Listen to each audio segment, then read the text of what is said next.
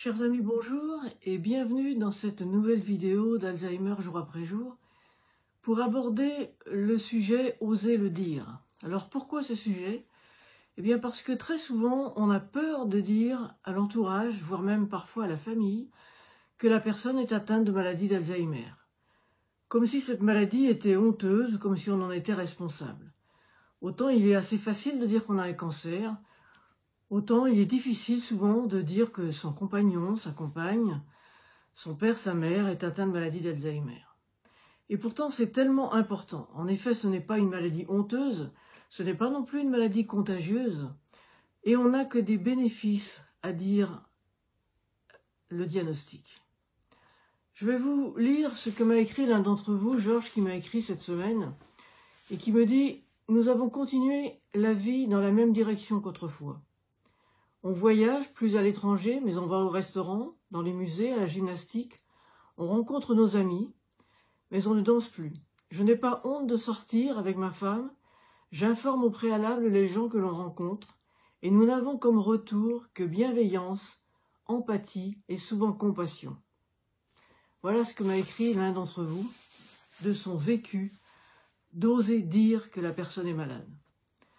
Je me souviens aussi d'un couple que j'avais rencontré en soins de longue durée. La dame était hospitalisée chez nous.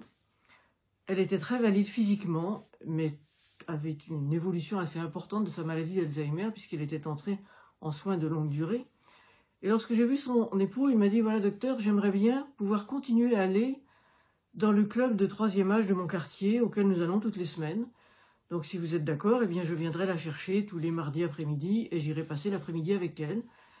Les amis du club savent que mon épouse a une maladie d'Alzheimer puisque nous y allons régulièrement et je voudrais continuer à maintenir cette activité extérieure. » Cette dame a pu continuer à aller toutes les semaines dans ce club avec son époux pendant à peu près 1 an et demi. Donc vous voyez tout le bénéfice qu'il y a souvent à annoncer la couleur. Je vous l'avais déjà dit dans une autre vidéo concernant les sorties, quelquefois on n'ose pas laisser la personne malade sortir, de peur qu'elle ne se perde. Mais si vous habitez dans un quartier en particulier à la campagne où les gens se connaissent, si les commerçants, si les voisins sont au courant, eh bien ils vont pouvoir éventuellement ramener la personne chez elle s'il y a un problème. J'ai eu personnellement des voisins qui sont restés très tard chez eux. Les deux avaient des problèmes de mémoire. Le monsieur a été hospitalisé en premier, et puis son épouse quelques années ou quelques mois après. Et il m'est arrivé à plusieurs reprises de la ramener chez elle, et les voisins aussi, et ça lui a permis quand même de rester très longtemps chez elle. On savait qu'elle avait un problème, on la ramenait tout simplement chez elle. Alors, osez le dire, osez le dire, osez le dire dans la famille, osez le dire aussi aux enfants, aux petits-enfants, bien sûr. Très souvent, avec les petits-enfants, il n'y a aucun problème, beaucoup moins qu'avec les adultes, surtout les jeunes enfants. Dans le Midi, ils ont une expression que j'aime beaucoup, quand la personne qui a une maladie d'Alzheimer a un discours qui n'est pas toujours très cohérent. Les Méditerranéens disent « le grand-père ou la grand-mère, il déparle ». Je trouve ça très joli.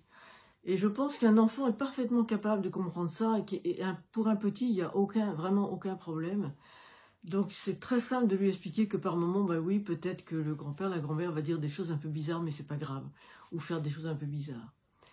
Et puis, oser le dire, oui, et en particulier si vous allez au restaurant, par exemple, et si vous avez peur de réaction de la personne, eh bien prévenir que peut-être vous serez amené peut-être à sortir un peu au milieu du repas pour aller faire quelques pas dehors, par exemple. Repensez à ce que m'a écrit Georges. Bienveillance, compassion la plupart du temps quand on ose l'annoncer. Alors n'hésitez plus, dites-le dans la famille, dites-le dans l'entourage, dites-le au niveau de vos voisins et continuez les activités que vous aviez l'habitude de faire ensemble en annonçant là aussi la couleur. J'espère que cette petite vidéo très courte vous aura été utile.